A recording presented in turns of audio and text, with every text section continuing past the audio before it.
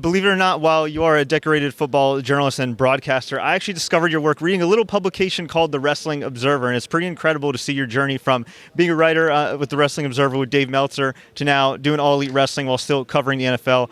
What came first for you in your life, your love for pro wrestling or your love for pro football? My love of pro wrestling, and it's funny because I go back to late February of 1987, and my first Wrestling Observer of March 2nd, 1987, and this was right before WrestleMania 3, Andre the Giant against Hulk Hogan, Randy Savage against Ricky Steamboat, two of the most iconic matches in the history of pro wrestling.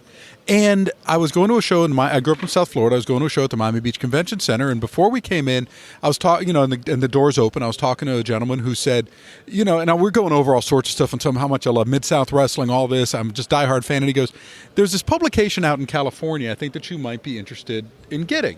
It's called the Wrestling Observer Newsletter. Take the leap of faith. It was $6 for 4 issues. Send the $6 and see, tell me what you think." And I did. And when I first got it and saw, oh my God, these are these guys' real names. Oh my God, this is what's going to happen in the future. Oh my God, this has already been taped for television. Brother, I was blown away, and it completely changed my life. I remember being 6 years old, watching with my dad on Championship Wrestling from Florida. My parents knew that if they wanted a happy me, make sure I'm in front of a TV set at noon Eastern time on a Saturday when Championship Wrestling from Florida was on. Otherwise, there would be a complete meltdown. And so, but then I started to become friends with Dave after reading The Observer and, started to branch out. And in 1989, I had the chance to write a wrestling column for the Miami Herald. It was a bi-weekly column. It became so popular, it became weekly. I kept it up through 2012. Really, my love of wrestling faded. I'm not a WWE person. I don't watch the product. I'm not a fan of Vince McMahon or his family and the way that they treat people. So that being said, I had gotten away from wrestling. But then, someone else who read me growing up, Tony Khan of the Jacksonville Jaguars, I met him at Jaguars training camp, and he said, "Yeah, we're talking football, but also I read you with wrestling." And so we just became really close friends through the years. And a couple years ago, the colonel was planning in his mind of launching All Elite Wrestling. And I'm very fortunate to have been there every step of the way, just trying to help in whatever way I can. And I'll tell you what, it's been so enlightening too. I've never worked for an NFL team. I've always had interest in doing so because you find out what's on the other side of the curtain. Now, I was a beat writer for a long time, and I still only felt I knew about 25, 30% of what really went on. Well, when you work in a wrestling company, you understand why some things are done the way they're done, how some people really are, the personalities, et cetera. And I can just say this, the roster we've assembled, it's not just great wrestlers. They're great people, and they're interesting people. It's just been a true joy to just have involvement in this, and that's the only downside about being at the NFL Scouting Combine. I love my SiriusXM job.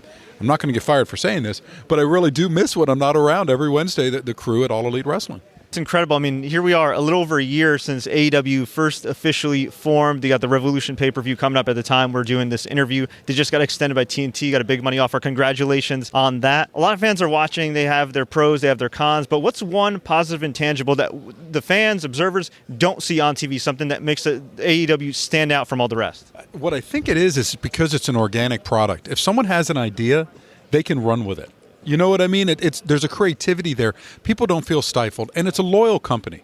Look, if you're not good at something, if something doesn't immediately resonate with the fans and they have to scrap it, they're going to give you another chance. I mean, when you look at and again, I'm not a WWE watcher, but I read about the business through The Observer and other places. And look, reality is some people, they get one shot.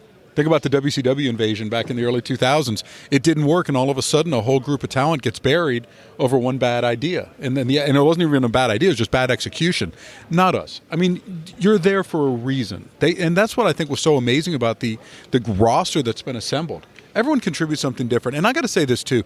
I'm a longtime critic, right? I'm a media person. But when I watch AEW, because I like so many people there, I watch it through a fan's eyes, and I like everything. And it's a really healthy perspective, like not to hate watch. I know people, and I used to do it. You watch and you hate, right? I mean, you're going to sit there and you're going to go on social media and you're going to tweet everything negative, right? I mean, about a product, rather than truly just enjoy it.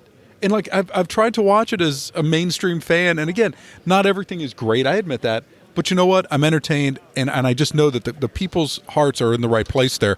I think that's what separates it, and it does have a very nice old school feel to it for the lapsed fan, if you will, that stopped watching once Vince McMahon and his family gained prominence with the wrestling company they have. When it comes to media and covering football or pro wrestling, sometimes reality is indeed stranger than fiction. What's the wackiest, craziest story from football that you covered that you think would have been concocted by Vince McMahon or Tony Khan?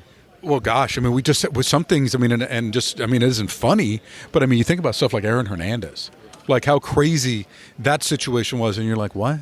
You know, and some of the things that have gone on, I mean, deflated footballs, signal stealing, things like this, these ancillary things that you just think, is this really how it is? I mean, look, I covered Ricky Williams for a year, and I think I aged 10 in that time because, I mean, is he going to play? Is he not going to play? Failed drug test, coming back into the NFL. I mean, that's a mini-series unto itself. Robert Edwards, you couldn't have scripted a comeback any better than this.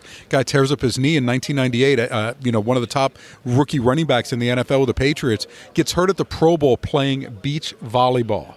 And he almost has to have his leg amputated. 3.5 years later, I'm covering him for the Miami Dolphins, and he's back. So things like that, I think, are just really interesting. And look, you get some really larger-than-life personalities too. I mean, both in football and in wrestling. But I think that's what makes it fun. And listen, the game again, it gets over-scrutinized, over-analyzed, and I understand there's only 16 games, soon to be 17. But so we blow those games up. But that's, I think, part of the fun of football, and also what's fun too, waiting for the next season to begin. By the time the preseason comes around, you're actually interested in watching the Hall of Fame game, and then you realize, wait, this is preseason football. I don't want to watch this. But it does. They do an incredible job building anticipation through events like the NFL Scouting Combine, through events like the NFL Draft, and all the minicamps. I feel like you've had more job titles than the Young Bucks have had titles. How many job titles do you have nowadays? I've narrowed it down. Just working at SiriusXM, NFL Radio, working at All Elite Wrestling.